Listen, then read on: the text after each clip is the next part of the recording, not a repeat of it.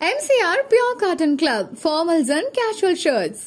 பாரம்பரியமான சுவையான புது அறிமுகம் KTV True Value Bronadile. NEET தேர்வு இல்லாத மருத்துவத்துறை சார்ந்த படிப்புகளுக்கு Vinayaka mission school of allied health sciences, Salem, Chennai, Pondicherry. Annamalai prime minister ஆயிடுவாரோ அப்படின்ற அளவுக்கு செய்திகள் பறந்துகிட்டு இருக்கு சார். அரசியலே தெரியாது அண்ணாமலை. பாஜக மாநில தலைவர் மாற்றப்படுவாரா? என்ன நடக்க இருக்கு சார்? அவர் தூக்கி எறியப்படுகிறார். அவர் மீது ஊழல் குற்றச்சாட்டு, லஞ்ச குற்றச்சாட்டு, கொள்ளையடிச்ச குற்றச்சாட்டு, ஏகப்பட்ட குற்றச்சாட்டுகள் அவர் மேல நிரூபிக்கப்பட்டிருக்கு பாஜகவினரால. எதை பத்தி பேசுறோமோன்ற எல்லை இல்லாம பேசினாரு. அதுல ஒரு உதாரணம், மாநில தலைவர் பதவி என்பது வெங்காயம். நான் இங்கு தோசை சுட வரவில்லை. அதிமுகவுடன் கூட்டணி வைத்தால் நான் எனது தலைவர் பதவியை ராஜினாமா செய்வேன். 2024 தேர்தல் முடிந்த பிறகு அதிமுகவின் தலைமை டிடிவி தினகரனுக்கு வந்துவிடும். இதெல்லாம் இவர் உதிர்த்த பொன்மொழிகள்ல ஒண்ணு. ஜெயலலிதா ஊழல்வாதி. பாஜகவினுடைய மாநில தலைமைக்கு யார் வருவாங்க? தென்காசியை சேர்ந்த ஆனந்தன் ஐயாசாமி என்றவர் வரப்போறார். எதன் அடிப்படையில்? அதெல்லாம் அமெரிக்காவில் பெரிய கம்பெனியில் சாஃப்ட்வேர் இன்ஜினியராக இருந்தவர். அதை ரிசைன் பண்ணிட்டு அவர் வந்தார். முழுக்க தென்காசி பார்லிமெண்ட்டில் அவர் ஒர்க் பண்ணார். இளைஞர், ஒடுக்கப்பட்ட ஒரு சமுதாயத்தை சேர்ந்தவர். அவர் கொண்டு வருவதற்கான 100% சான்சஸ் இருக்கு. நாளை மறுநாள் அமித்ஷா சென்னைக்கு வர்றாரு. அன்னைக்கே இதை அவர் அனௌன்ஸ் பண்ணுறதுக்கான வாய்ப்பு இருக்கு. 40-50 சட்டமன்ற தொகுதிகளை தீர்மானிக்கக்கூடிய ஒரு மேஜர் கம்யூனிட்டி தான் தேவேந்திர குல வேளாளர் அப்படின்றது. ஜான் பாண்டியன், கிருஷ்ணசாமி, இவங்க 2 பேரும் அந்த கம்யூனிட்டி சொந்தம். இவங்கெல்லாம் சேர்ந்துக்கிட்டு இந்த ஆனந்தன் ஐயாசாமியை வரவிடாம நசுக்கிக்கிட்டே இருந்தாங்க. நயினார் நாகேந்திரன் மேல இருக்கக்கூடிய அலிகேஷன் என்னன்னா, அவர் திமுகவுக்கும் அதிமுகவுக்கும் ரொம்ப ஃபேவரான ஆளு. அண்ணாமலையை ஹோல்ட் பண்ணலாம் அப்படின்னு தலைமை முடிவு செஞ்சதாங்க. அதெல்லாம் ஒண்ணுமே இல்லை. இவர் எப்பவோ சொல்லி இவர்கிட்ட எழுதியும் வாங்கிட்டாங்க. இப்ப திரு அண்ணாமலை அவர்களுடைய அரசியல் பயணம் இதன் பிறகு எப்படி இருக்கும் சார்? சார், இதன் பிறகு ரொம்ப காம்ப்ளிகேஷனா இருக்கும் சார். ஒதுக்கிடுவாங்க. அடைஞ்ச உயரத்துல இருந்து கீழே விழுந்தா என்ன ஆகும்? அண்ணாமலை அவர்களுடைய இன்ஸ்டா பதிவு அப்படின்னு நம்ம பாக்குறோம். அதுல அமைதி, நிம்மதி, மகிழ்ச்சி அப்படின்றதெல்லாம் போட்டு அவர் ரெஸ்ட் எடுக்கிற மாதிரியான புகைப்படங்கள்லாம் பார்க்க முடியுது. ஆனால் அதை கடந்து திரும்ப இன்னைக்கு நிறைய விஷயங்கள்லாம் பேசியிருக்காருன்னு பார்க்குறோம் சார். குறிப்பாக இந்த தமிழ்நாடு பாரதிய ஜனதா கட்சியினுடைய மாநில தலைவர் அப்படின்ற இடம் என்னவா இருக்கும், என்னவா ஆகும் சார்? சார், நீங்கள் அமைதி, வளர்ச்சி, நிம்மதி இதெல்லாம் அவர் போட்டு ரெஸ்ட் எடுக்கிறதா சொன்னீங்க. நடுவில் ஒரு படம் கூட வந்தது, 3 நாய்க்குட்டியோட அவர் உக்காந்துருக்காருன்னு. சார், அவர் பிரதமர் கேண்டிடேட் சார். அவரு நீங்க பிரதமர் பதவிக்கு போட்டியிடக்கூடிய தகுதியான ஆளுன்னு பாரிவேந்தர் நேற்று பேசுறாரு.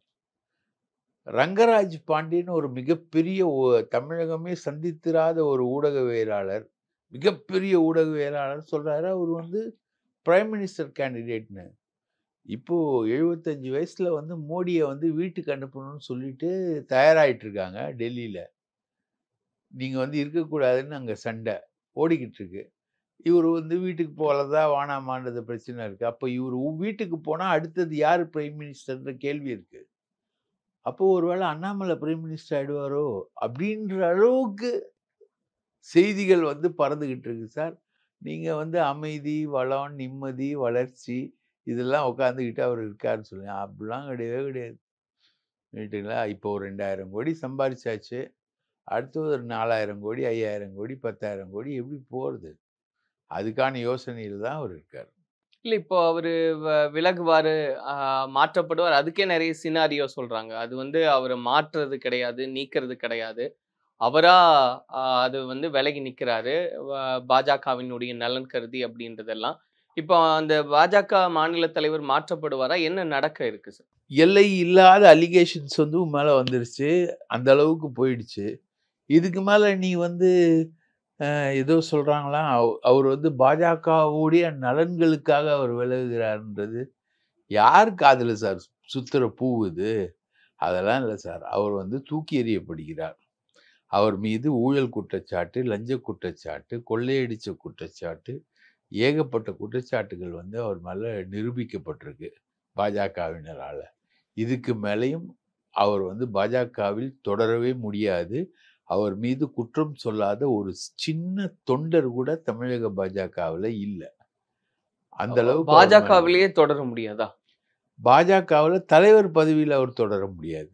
மற்றபடி மற்ற பதவிக்கு போறாங்கன்னா அவரை வந்து அது அகில இந்திய தலைமை எடுக்கிற முடிவு. இங்க தலைவர் பதவியிலேயே தொடர முடியாத அளவுக்கு மிக கடுமையான எதிர்ப்பை சம்பாதிச்ச ஒருத்தருக்கு இன்னொரு பதவி தருவாங்களான்றது பெரிய சந்தேகம்தான். இல்ல மத்திய அமைச்சர் பதவி தரக்கு வாய்ப்பு இருக்கு அப்படின்னு எல்லாம் பேசப்படுது சார். இப்போ ஆனாலும் அவர் நான் தமிழ்நாட்டில் தான் இருப்பேன், தொடர்ச்சியாக நான் குரல் கொடுத்துக்கிட்டே தான் இருப்பேன், பாஜகவினுடைய வளர்ச்சிக்கு என்ன செய்யணுமோ அதை நான் செஞ்சுக்கிட்டே தான் இருப்பேன். அதாவது சார் இவர் டெய்லி பத்திரிகையாளர்கள் போகிற இடங்கள் எல்லாத்துலேயும் இவர் பார்த்தது தான் சார் இவர் பண்ண மிகப்பெரிய மிஸ்டேக்கு. அது இல்லாமல் அவர் இருந்திருந்தார்னா இந்த அளவுக்கு அவர் பேர் அடிபட்டு நாரி இருக்காது. இவர் தொடர்ந்து பத்திரிகையாளர்களை பார்த்தாரு, பேசினாரு, ஏடாகூடமாக பேசினாரு. ஒவ்வொரு சந்தர்ப்பத்திலையும் வேற மாதிரி பேசினாரு. ஒவ்வொரு தலைவர்களை பற்றியும் கேவலமாக பேசினாரு. எதை பற்றி பேசுகிறோமோன்ற எல்லை இல்லாமல் பேசினாரு. அதில் ஒரு உதாரணம், மாநில தலைவர் பதவி என்பது வெங்காயம். நான் இங்கு தோசை சுட வரவில்லை. அதிமுகவுடன் கூட்டணி வைத்தால் நான் எனது தலைவர் பதவியை ராஜினாமா செய்வேன். 2024 தேர்தல் முடிந்த பிறகு அதிமுகவின் தலைமை டிடிவி தினகரனுக்கு வந்துவிடும். இதெல்லாம் இவர் உதிர்த்த பொன்மொழிகளில் ஒன்று. ஜெயலலிதா ஊழல்வாதி, ரைட்டா? அண்ணாதுரை முத்துராமலிங்க தேவரும் அண்ணாதுரையும் கலந்துகின்ற விழாவில் அண்ணா ஓடினாரு. இதெல்லாம் இஷ்டத்துக்கு இவர் உதிர்த்த பொன்மொழிகளில் சில, ரைட்டுங்களா? அதாவது தொடர்ந்து அதாவது ஒரு புள்ள பேசாமல் இருந்தது. அதுக்கப்புறம் அது பேச ஆரம்பித்த உடனே கேட்ட முதல் கேள்வி, நீ எப்பமா தாலியா இருப்ப அப்படின்றது தான். அந்த மாதிரி இவர் பேச ஆரம்பித்து இவர் பேசின பேச்சுகளுக்கெல்லாம் எல்லையே கிடையாது, இலக்கணமும் கிடையாது. ஏன்னா இவர் ஒரு எக்ஸ்பெரிமெண்ட். இதுக்கு முன்னாடி இவர் எந்த அரசியல் கட்சியிலும் இருந்ததில்லை, அரசியல் செஞ்சதில்லை. எதை பேசினா என்ன விளைவு வரும்னு தெரியாது, எதை பற்றி பேசணும்னு தெரியாது, எப்படி பேசணும்னு தெரியாது, எங்கே பேசணும்னு தெரியாது, எப்போ பேசணும்னு தெரியாது. மொத்தத்தில் அரசியலே தெரியாது அண்ணாமலைக்கு. இப்படி பேசி கடுமையான எதிர்ப்பை சம்பாதிச்சு கூட்டணியை உடைச்சி ஓரளவுக்கு கேவலப்படுத்தி, அந்த கூட்டணியை கேவலப்படுத்தி பிஜேபிக்கு குறைந்தபட்சம் ஒரு 1-2 சீட்டாவது கிடைச்சிருக்கு போன பார்லிமெண்ட் தேர்தலில் தமிழ்நாட்டிலேருந்து. அதையும் கெடுத்து பிஜேபி கூட்டணியும் இல்லாதாக்கி எல்லாமே பண்ணி முடித்தவர் தான் அண்ணாமலை. நீங்க இப்படி சொல்றீங்க சார். திரு சீமான் அவர்கள் சொல்றாரு, தமிழ்நாட்டில் பாரதிய ஜனதா கட்சின்னு ஒன்று இருக்குன்னாலே அது அண்ணாமலை வச்சுதான் இன்னைக்கு அது வளர்ந்துருக்கு, தெரிஞ்சிருக்கு அப்படின்னு அவர் சொல்றாரு. சார் சீமான்றது ஒரு ஹை கான்ட்ரவர்ஷியல் ஃபிகர் சார். அவர் நீங்கள் நாய் மனுஷனை கடிச்சதுன்னா சொல்றது பார்த்தீங்கன்னா சாதாரண நியூஸு. மனுஷன் நாயை கடிக்கிறது இருக்கு இல்லையா, அந்த மாதிரி கொஞ்சம் வித்தியாசமான ஒரு ஃபிகர். இவருடைய ஸ்டேட்மெண்ட்லாம் மனுஷன் நாயை கடிக்கிற மாதிரி தான், கேட்டுங்களா? சாதாரணமாக இருக்கிறவங்கள யாரையுமே அவர் ப்ரைஸ் பண்ணதில்லை. பாஜகவுடைய தலைவர்களை அவர் இன்னைக்கு வரைக்கும் பாராட்டினதே கிடையாது. ஆனால் அவர் அண்ணாமலையை பெரிய அளவுக்கு அவர் பாராட்டுறதுக்கான காரணம் என்பது இந்த கான்ட்ரவர்சியலான ஒரு அப்ரோச் தான். நான் தேசியத்துக்குள்ள தமிழை தேடினேன், அவர் தமிழுக்குள்ள தேசியத்தை தேடினார். அவர் ஒரு சிறந்த தளபதி, போராளி. இது எல்லாமே அதாவது முழுவதும் நிராகரிக்கப்பட்ட பிறகு அண்ணாமலை சொல்லக்கூடிய ஒரு சால்ஜாப்பு தான். இப்போ யாருமே சேர்க்கறதுக்கு இல்லாத நேரத்தில் ஊரில் ஏதோ ஒரு ஒதுக்கப்பட்ட ஒருத்தர் சேர்த்துக்கிட்டாருன்னு வைங்களேன். அப்போது அந்த சேர்த்துக்கிறவர் மேலே அந்த சேர்த்துட்டாருன்னா ஒதுக்கப்பட்டவர் மேலே சேர்றவருக்கு வரக்கூடிய ஒரு நன்றி விசுவாசம்தான் அண்ணாமலைக்கு சீமான் மேலே வரக்கூடியது. பாக்கி இது வரைக்கும் இவ்வளவும் நடக்குது, இவ்வளோ பிரச்சனைகள் நடக்குது. நான் போட்டியில் இல்லை அப்படின்னு அவரே அறிவிக்கிறாரு. நான் போட்டியில் இல்லை அப்படின்ற மாதிரி அண்ணாமலே அறிவிக்கிறாரு. அதை பற்றி இதுவரைக்கும் ஒரு பாஜக நிர்வாகி, அவர் கூடவே இருந்தார் செவ்வாழ் அமர் பிரசாத் ரெட்டி உட்பட எல்லாருமே, ஒரு பாஜக நிர்வாகி வாய் திறந்தாரா? இவரே வந்து எல்லா இடத்துலையும் போஸ்டர் அடிக்க சொன்னார். இவருடைய வார் ரூம் வச்சு போஸ்டர் அடிக்க சொன்னார். அதிமுக கூட்டணி வேண்டாம், எங்களுக்கு அண்ணாமலை தான் வேண்டும் அப்படின்றது தான் அந்த போஸ்டரோட டைட்டில். அந்த போஸ்ட் வந்து ராம்நாடில் ஒரு இடத்துல அடித்தாங்க, சென்னையில் ஒரு இடத்துல அடித்தாங்க, அவ்வளோதான். அதுக்கப்புறம் இவர் வந்து சில பத்திரிகைகளை செட் பண்ணி நீங்கள் சொன்ன முதல் கேள்வியை தான் போட்டார் செய்தியாக. அமித்ஷாவே சொல்லி இவர் வந்து பதவி விலக சொன்ன மாதிரி. இல்லை சார், ஆனாலும் ஒரு காமன் வியூவாக நம்ம பார்க்கும்போது நீங்கள் சொன்னீங்க இவர் போகிற இடங்களெல்லாம் பத்திரிகையாளர் சந்திச்சாரு, அது வந்து ஒரு பின்னடைவு அப்படின்னு.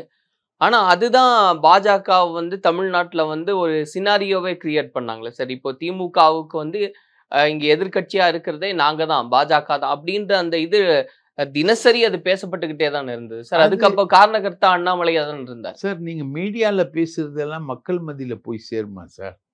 நீங்க மீடியா இல்ல கட்சி போய் சேருது இல்ல சார். இப்போ பாஜக எதிர்வினை ஆற்றிக்கொண்டே இருக்கிறார்கள் அப்படின்றதெல்லாம் அதெல்லாம் கரெக்ட் தான் சார், போய் சேரும். அப்படின்னு நீங்க பாத்தீங்கன்னா சமூக வலைத்தளங்கள்லையும் மீடியாக்கள்ல செய்திகளை அடிபடுறதும் போய் சேர்றதுன்றது வித்தியாசமானது. இது இவர் செய்தியாளர்களை சந்திக்கிறதோட மட்டும் நிக்கலையே.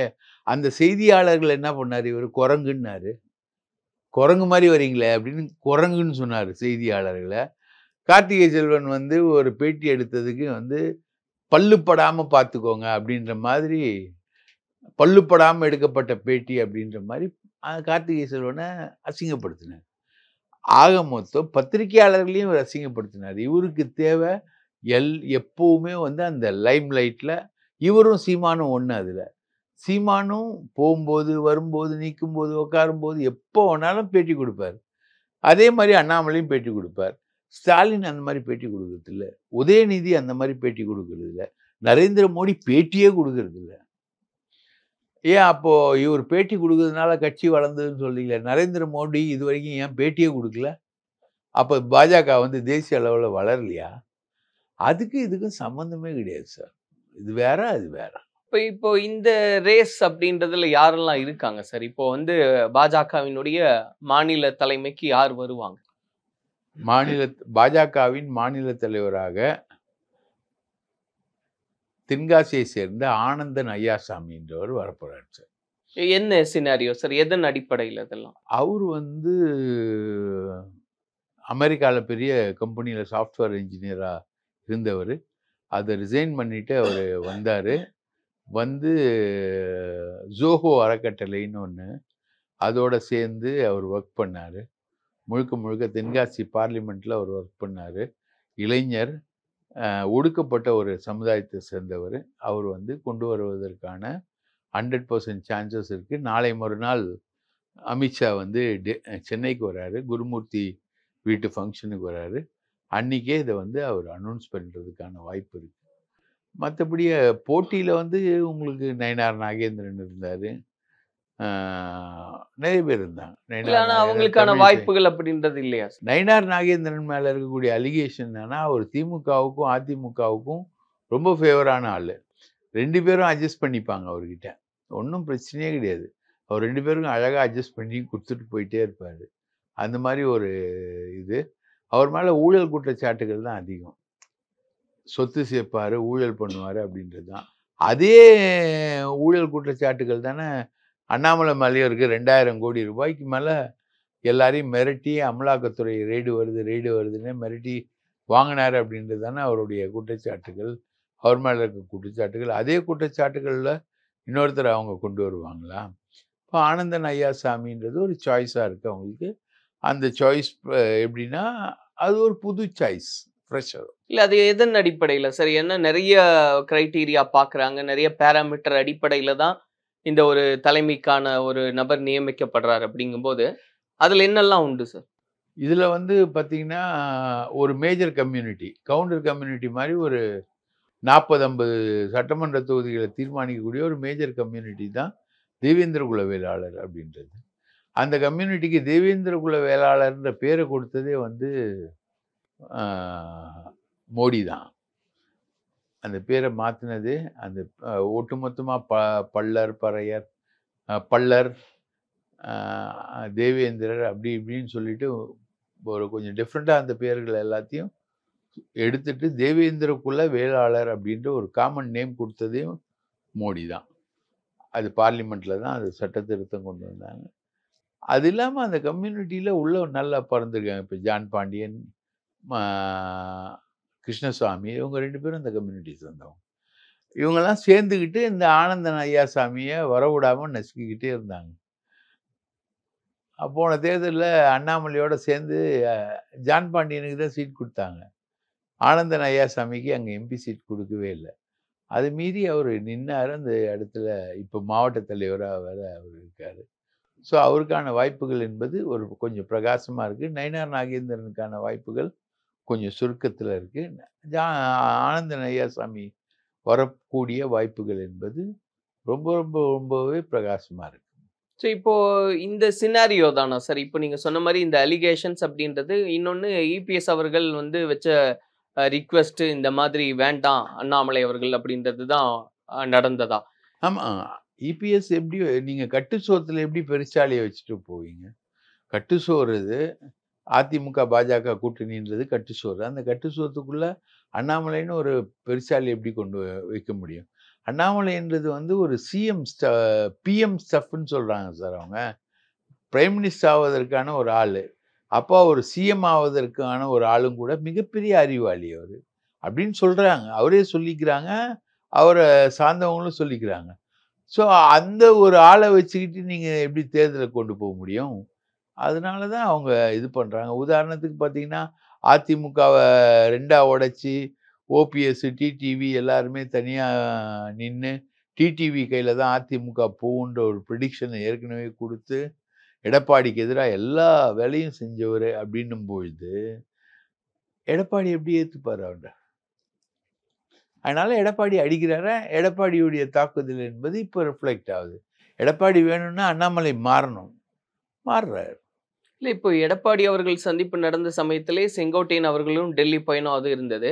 அப்போ 2 சினாரியோவில் வந்து அந்த வியூ இருந்ததா சார்? ஒருவேளை அண்ணாமலையை வந்து ஹோல்ட் பண்ணலாம் அப்படின்னு தலைமை முடிவு செஞ்சதா? அண்ணாமலையை ஹோல்ட் பண்ணோன்னு என்னைக்குமே தலைமை முடிவு பண்ணவே இல்லை. அதுக்கான காரணமா என்ன சொல்றாங்கன்னா சார், இப்போ அமித்ஷா அவர்களும் அண்ணாமலை அவர்களுடைய சந்திப்புன்றது நிறைய நேரம் நடந்தது. இங்க தமிழ்நாட்டில் இருக்கக்கூடிய அந்த சினாரியோ என்னன்றதையெல்லாம் வந்து அமித்ஷா அவர்கள்கிட்ட சொல்லும்போது அதை உள்வாங்கிக்கிட்டு தான் அவரே வந்து நான் விலகிக்கிறதுக்கு தயார் அப்படின்னு ஒரு மனநிலைக்கு வந்தார் அண்ணாமலை அவர்கள், கட்சியினுடைய வளர்ச்சிக்காகன்ற ஒரு பாயிண்ட்டையும் பேசுறாங்க. அதாங்க நீ திரும்ப ஒரே பாயிண்ட் தாங்க கேட்குறீங்க. கட்சியின் நலனுக்காக அண்ணாமலை விலகி வருகிறார் அப்படின்ற. கட்சியின் நலனுக்காக தான் அண்ணாமலையை 3 மாதம் லண்டனுக்கு அனுப்பிச்சாங்க. ரைட்டா? அங்கே இருந்து படிக்கிறதுக்கு தானே சார்? அது கட்சியின் நலனுக்கான படிப்பு தானே. அங்கே அனுப்புகிறாங்க, வேற யாரையும் அனுப்பலை. இவரை வண்டி அனுப்புகிறாங்க. இங்கே வந்து சினாரியோ என்னன்றதை அப்போ தான் அசஸ் பண்ணுறாங்க. இவர் என்னென்ன பண்ணியிருக்காரு, என்னென்ன ஊழல்கள் நடந்திருக்கு, என்னென்ன நடந்திருக்குன்றத பாஜக வந்து அசஸ் பண்ணுறது அந்த சினாரியோ தான். கட்சியின் நலனுக்காக வந்து இவரை வந்து விலகுங்கள் அப்படின்னு அமித்ஷா சொல்றாரு அப்படின்னா எப்போ சொன்னாரு, எங்க சொன்னாரு? எடப்பாடி போய் பார்க்குறாரு, எல்லாரும் போய் பார்க்குறாங்க, இன்க்ளூடிங் செங்கோட்டையன் வரைக்கும் பார்க்குறாங்க. செங்கோட்டையனா நிர்மலா வந்து ரகசியமாக கூட்டின்னு போய் காட்டுறாங்க அமித்ஷாவுக்கு. செங்கோட்டையன் வரைக்கும் பாரு. எங்கே வந்து அண்ணாமலையை பார்த்தாரு அமித்ஷா? அண்ணாமலை எங்கே டிஸ்கஸ் பண்ணாரு?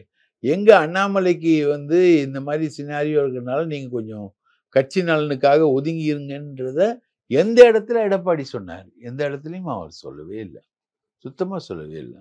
அது இவராக போட்டுக்கிறது தான். இவராக போட்டுக்கிட்டு கட்சி நலனுக்காக விலகி இருங்க சொன்னாங்க, நான் விலகிக்கிறேன் அப்படின்றது வந்து இவராக போட்டுக்கிறது தான். நடுவில் அவர் வந்து தொடருவார் அப்படின்ற மாதிரி ஒரு சினாரியோவையும் மீடியாவில் பரப்புகிறாங்க. இது மீடியா மேனேஜ்மெண்ட்டு தான் இவங்களுக்கு. அதெல்லாம் ஒன்றுமே இல்லை. இவர் எப்போவோ சொல்லி இவர்கிட்ட எழுதியும் வாங்கிட்டாங்க.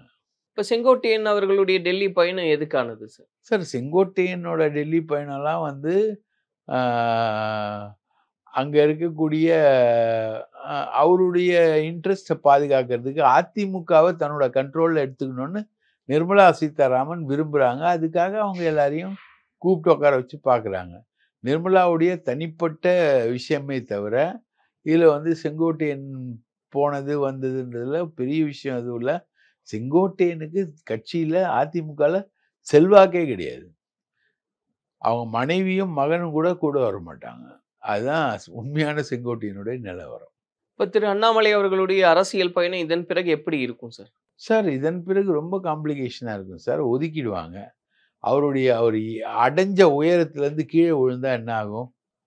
ஒருத்தர் கீழே விழுந்தவொன்னே என்ன ஆகும்? கை கால் மண்டை எவ்வளோ டேமேஜ் ஆகிருக்குன்னு பார்த்தா அந்த டேமேஜ் அவருக்கு இதுலேருந்து ரெக்டிஃபை பண்ணிட்டு வர்றதுக்கே அவருக்கு வருஷ கணக்கில் ஆகும்.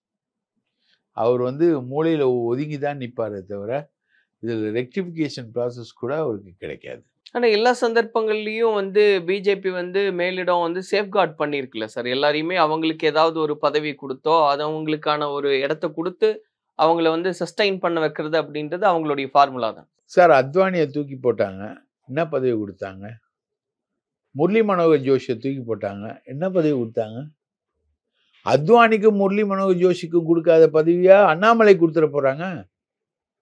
வாய்ப்பே இல்லை சார். இது தூக்கி போட்டாங்கன்னா தூக்கி போட்டது. அது எந்த விதத்திலையும் கன்சிடர் எந்த விதத்திலையும் அவங்க கன்சிடர் பண்ணவும் மாட்டாங்க. ஏன்னா இவரை நல்லபடி போனால் பரவாயில்ல. இப்போ எல் முருகன் மந்திரி பதவி வந்தது, ஒரு மாநில தலைவர் பதவியிலேருந்து போறாரு அப்படின்ற ஒரு சினாரியோ இருக்கு. அது போறது நல்லபடி. இது நல்லபடி இல்லையே, இது குளறுபடி தானே. அதனால இவருக்குரிய விஷயங்கள் மரியாதை என்பது பெரிதாக இருக்காது என்பதுதான் நான் எதிர்பார்க்கிறேன்.